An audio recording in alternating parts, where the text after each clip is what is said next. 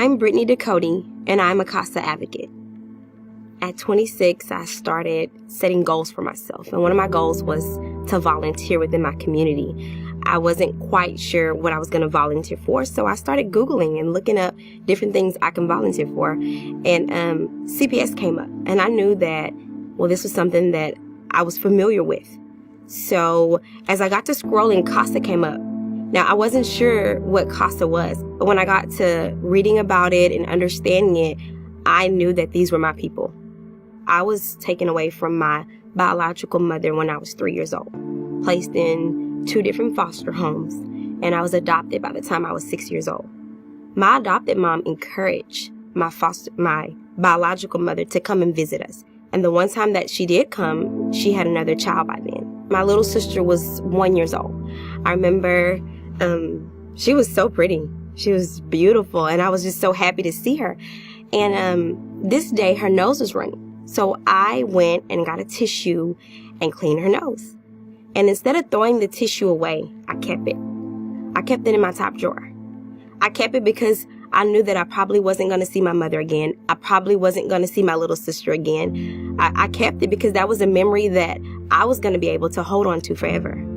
I remember one day coming home from school, my adopted mom was cleaning, spring cleaning like as she always did. And I noticed that she was past my drawers and onto my sister's. So when I went to look in my drawer, the tissue was gone. I remember just staying up all night crying, just hoping to bring that memory back to life.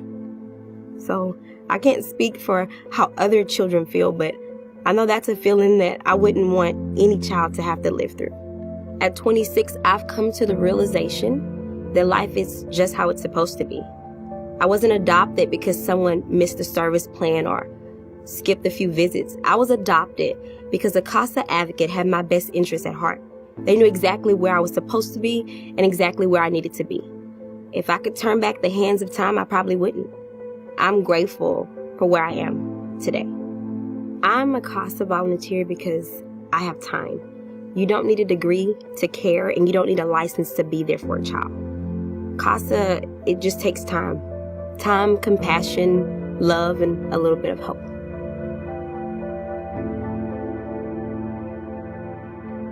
I'm Judge Larry Thorne of the 317th District Court. I handle abuse and neglect cases. I couldn't function. I can't imagine a judge functioning without having a CASA. Our CASAs are tremendous. They take a heavy workload if they have to. Supervisors take a workload. But remember, a CASA is so different than the other parts of the puzzle that we've got when we deal with children. If I just rely on what a policeman says or CPS says, I'm getting really just kind of one side of the story. A CASA is on the inside. A CASA spends hours and hours of time with this child, actually getting to know the child. And so that lets me know the child. That lets me know what this child has been through in reality and what this child is thinking. CASAs form a lifelong bond with these children because many of them have never, ever experienced the love, the care, and the attention that a CASA gives. As I said, I can't imagine being without a CASA. They're wonderful. So why would you not want to be a CASA, maybe is the better question. A child without a CASA that's going through this process, they've been jerked away from their home. You just put them in a foster home. They don't know any of these people. They don't know what's going on. But wait a minute, you put a CASA in there, and that CASA is going to make that child's life all of a sudden change. I mean, what more could you ask for than to make a child healthy and to bring a child actually back to life from being so down and so disrupted that they don't understand why they're even existing. children without CASAs don't stand the same chance of growing up and being healthy as a child that does have a CASA. They didn't decide to have these parents. They didn't have a choice of how they were going to grow up. But you, as either a parent, a grandparent, or even if you haven't had children, offering to be a CASA, you have a choice. And I hope you exercise that choice and become a CASA.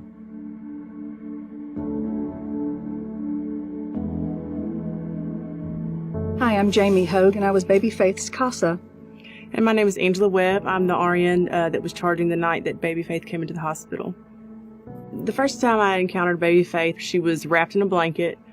I brought her to the trauma room, and when I unfolded her blanket, I noticed she had a lot of broken bones. Visually, I could see that before any diagnostic treatment. I knew that as soon as I saw her that it was an abuse case. It's one of those cases where I went home that night and I didn't want to go back to work the next day. It was pretty emotional. And, you know, I remember thinking I got to get up and go because people like that need people like me, need people like you guys. They need CASA. Somebody's got to keep doing this for these children. I remember the first time I met her. For weeks, we couldn't even touch her because she was on a ventilator on life support in ICU. And when I finally got to see her and I reached out to just touch her arm, and she started to cry because just the gentlest of touch was painful for her. She was 35 days old when she was brought into custody when Angela met her, and she already had 40 broken bones. I knew she'd pull through. I mean, I knew it was going to be a rough road, but I knew she would pull through, and to be able to be a part of her journey and to see her now with a home and a good family, and she's walking and she'll have a life that she would have never had before. That'll be part of my testimony as a mom and as a nurse for the rest of my career. From day one, when Baby Faith was brought to the hospital and handed to Angela, she and her colleagues stepped in and took over. They knew that something was terribly wrong, and they notified the proper agencies.